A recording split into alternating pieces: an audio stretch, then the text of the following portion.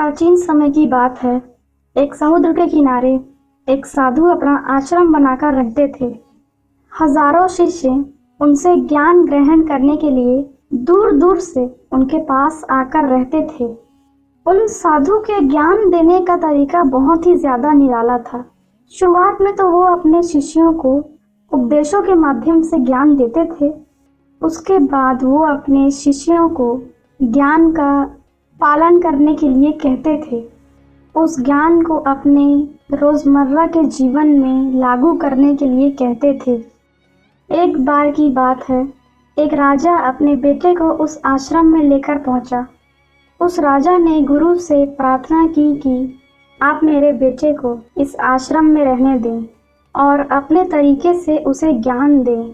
उसे केवल साधारण शिष्यों की तरह ही ज्ञान देने की कृपा करें और उसे राजा का बेटा मत समझिएगा, ऐसा राजा ने साधु से कहा।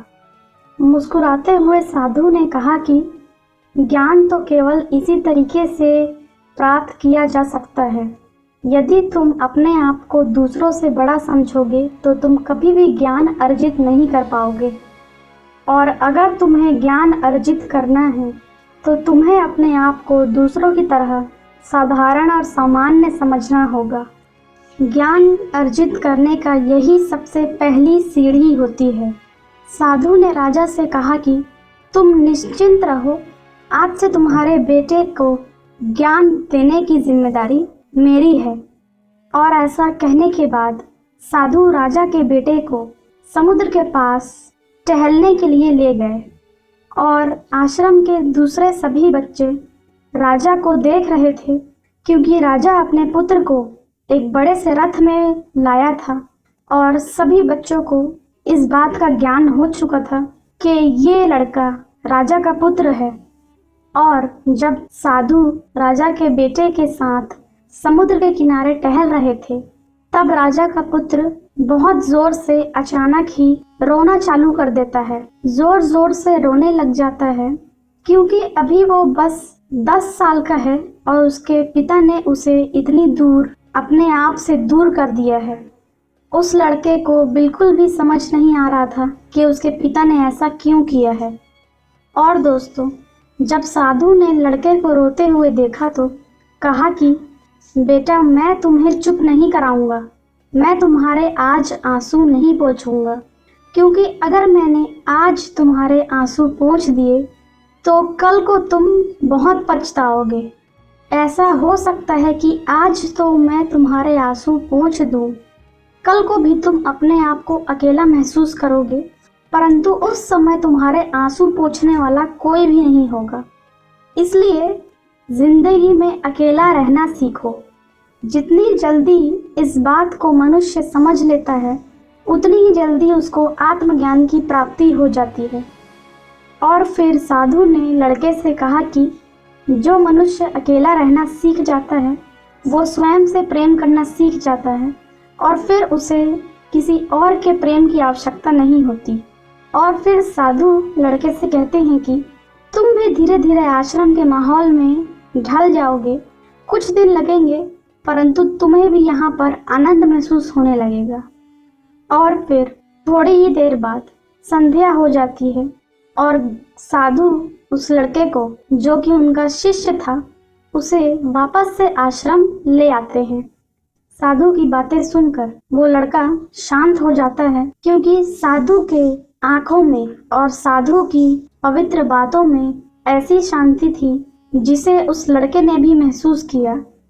और ऐसी शांति भरी बातें सुनकर मन एकदम साफ सरल हो जाता है, पवित्र हो जाता है।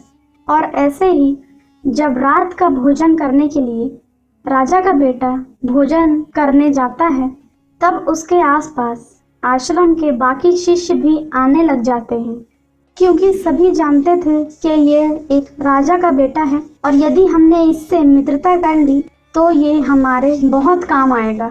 इसके साथ मित्रता रखने से हमें बहुत ही ज्यादा फायदा होगा। ऐसा वो सभी के सभी शिष्य सोच रहे थे। परंतु कुछ ऐसे बच्चे भी वहाँ थे जिन्हें अकेलेपन का महत्व पता था, और वो अकेले ही चुपचाप अपना भोजन ग्रहण कर रहे थे। वो सभी बच्चे दिखावे में विश्वास बिल्कुल भी नहीं करते थे।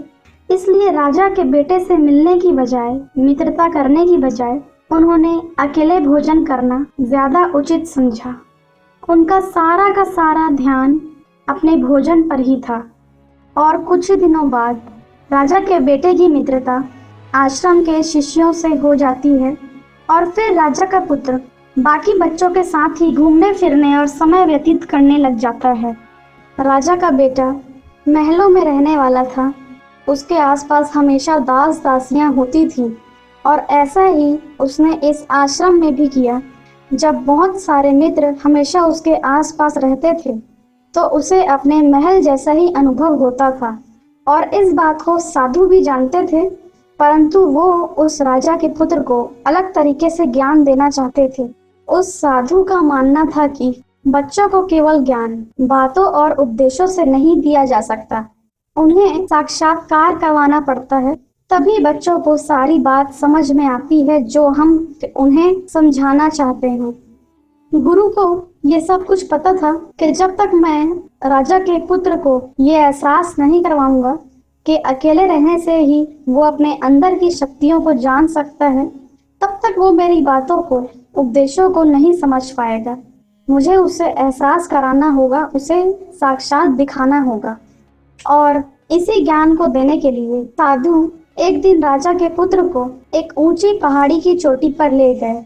पहाड़ी पर पहुंचकर साधु ने राजा के पुत्र से कहा कि अब तुम्हारा ज्ञान पूरा हो चुका है, बस एक रात तुम्हें इस पहाड़ी पर बितानी होगी और फिर अगले दिन की शाम को मैं तुम्हें तुम्हारे महल वापस पहुंचा दूंगा।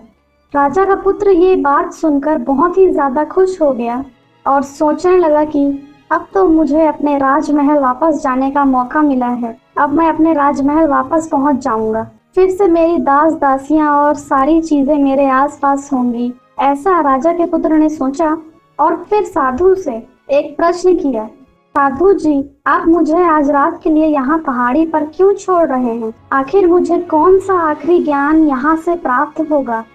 साधु ने राजा के पुत्र से कहा कि तुम्हें एक चट्टान के पीछे यहाँ छिप कर बैठना होगा और यहाँ पर रोज रात को एक बाज आता है और तुम्हें उस बाज को बहुत ही गौर से देखना है और यदि उस बाज को देखकर तुम उस बाज की खूबियां जान गए और मुझे उस बाज की खूबियां बता दी तो मैं तुम्हें तुम्हारे राजमहल पहुंचा दूंगा। और फिर साधु ने राजा के पुत्र से कहा कि परंतु सुबह होते ही तुम्हें एक बात याद रखनी है कि सुबह सुबह यहाँ पर एक चरवाहा अपनी भेड़ों को लेकर आता है और तुम्हें उन भेड़ों को गौर से देखना है और उन भेड़ों की खूबियां मुझे बतानी है।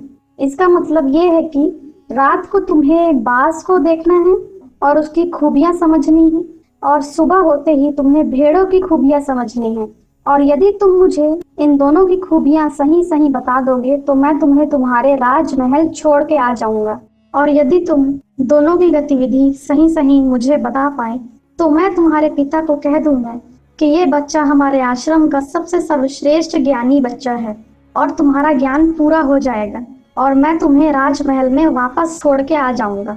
ये कहकर साधु वापस आश्रम में आ गए और राजा का पुत्र वहीं चट्टान के पास उस बाज का इंतजार करने लग गया। रात हो जाने के बाद वो बाज वहां पर आया और राजा के बेटे ने बाज की गतिविधि पूरे रात भर एकदम ध्यान से देखी और जब सुबह हुई और वो चरवाहा भेड़ों को लेकर आया तब राजा के पुत्र ने एक बहुत ही अद्भुत नजारा देखा। राजा का पुत्र देखता है कि वो बाज भेड़ के मेमने को अपने बड़े बड़े विशाल पंजों में दबाकर आकाश में उड़ जाता है। बाज ने भेड़ के बच्चे का शिकार कर लिया था और ये सारा दृश्य देखकर राजा का पुत्र वापस से आश्रम में साधु के पास पहुंचा और जाते ही तुरंत साधु को प्रणाम किया और कहा कि आप आश्रम के सभी बच्चों को यहाँ पर बुला के ले आइए, मैं उन्हें भी बताना चाहता हूँ कि मैंने क्या सीखा है। और जब आश्रम के सभी बच्चे वहाँ पहुँच गए तब राजा के बेटे ने कहना शुरू किया कि मैंने तो अपनी जिंदगी में बहुत सारे प्रकार के पक्षी देखे हैं परंतु बाज जैसा अद्भुत और शक्तिशाली अद्वितीय पक्षी मैंने कभी नहीं देखा। राजा के पुत्र ने कहा कि तोता तो हम सभी ने देखा है, तोता बातें तो बहुत करता है, परंतु ऊंचा कभी भी नहीं उड़ पाता। परंतु एक बाज जो हर समय शांत रहता है, वो आकाश की ऊंचाइयों को भी छू सकता है। और जब बाज अपने शिकार को निश्चित कर लेता है, तब वो अपने शिकार पर ही नजरें गड़ाए रखता है। और चाहे बाज कितनी भी ऊंचाई पर क्यों ना हो या फिर कैसा भी तूफान क्यों ना आ रहा हो, बाज की नजरें अपने शिकार से कभी भी नहीं डगमगाती, केवल अपने लक्ष्य पर टिकी रहती हैं। राजा के पुत्र ने आगे कहा कि आज सुबह मैंने जिस बाज को देखा, उसने भेड़ के पूरे समूह को अपना शिकार नहीं बनाया, बल्कि भेड़ के बच्चे को ही अपना शिकार बनाया। इसलिए इससे ये सीख मिलती है कि उस बाज की तरह हमें केवल अपने एक ही लक्ष्य पर ध्यान केंद्रित करना चाहिए और मन को स्थिर रखना चाहिए, तभी लक्ष्य की प्राप्ति हो सकती है।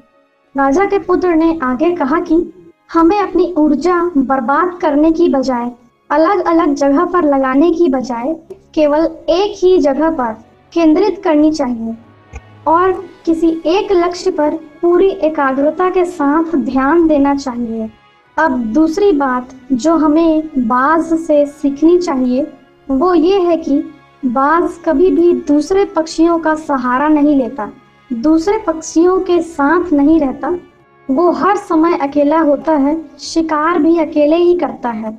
इससे ये सीख मिलती है कि कभी भी छोटी सोच वाले लोगों के साथ नहीं रहना चाहिए, क्योंकि जिनके साथ हम रहते हैं हम वैसा ही बनते जाएंगे।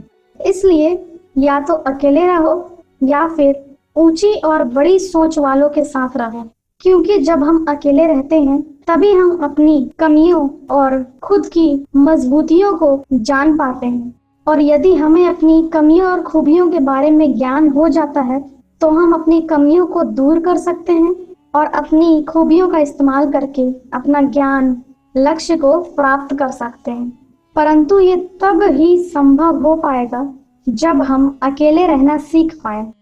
तीसरी सीख जो हम बाज से सीख सकते हैं वो ये है कि बाज हमेशा अपनी सीमाओं के परे उड़ता है।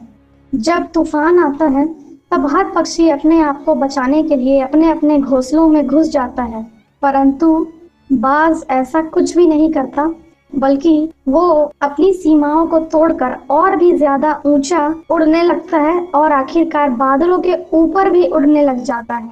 तूफान की तेज हवाएं भले ही बाज को उड़ने नहीं देती, धूल उसकी आंखों में भर जाती है, उसके पंख भारी हो जाते हैं, परंतु फिर भी बाज आसमान की तरफ लगातार उड़ता ही रहता है और उड़ते उड़ते बादलों से भी ऊपर निकल जाता है और वहां तब तक उड़ता रहता है जब तक मौसम ठीक नहीं हो जाता। बाज अपनी सीमाओं से परे इसीलिए जा पाता है क्योंकि वो आई हुई समस्या से डरता नहीं है, बल्कि निडर होकर समस्या का सामना करता है। और ऐसा ही हमें भी करना चाहिए। हर समस्या को हमें निडरता से डटकर सामना करना चाहिए। और जिस प्रकार बाज तूफान से डरता नहीं है, एक सकारात्मक नजरिए से उस समस्या का सामना करता है, उसी प्रकार हमें भी सकारात्मक नजरिया रखना है। जीवन में चाहे कितनी भी मुसीबतें क्यों ना आए, हमें हर समस्या का हल निकालने की कोशिश करनी चाहिए। समस्या से डर कर नहीं बैठना चाहिए। चौथी बात जो हम बाज से सीख सकते हैं वो ये है कि बाज कभी भी अपने घोंसले में घास के कोमल तिनके नहीं रखता, और अगर घास उग भी जाए तो वो उन्हें पकड़कर निकालता है। इसी तरह यदि कितनी भी आरामदायक जिंदगी हो, लेकिन उस आराम से ऊपर उठकर आलस्य को दूर करके जीवन में मेहनत करते रहना चाहिए। मनुष्य को अपनी जिंदगी में पसीना बहाना चाहिए, शारीरिक मेहनत जरूर करनी चाहिए। आज ही अपने जीवन से इन कोमल तिनकों को हटा फेंको और आलस्य को त्याग दो। अपनी समस्याओं से डरो नहीं, हर दिन अपनी समस्याओं से लड़ो, क्योंकि यही समस्याएं तुम्हें भविष्य के लिए मजबूत बनाएंगी।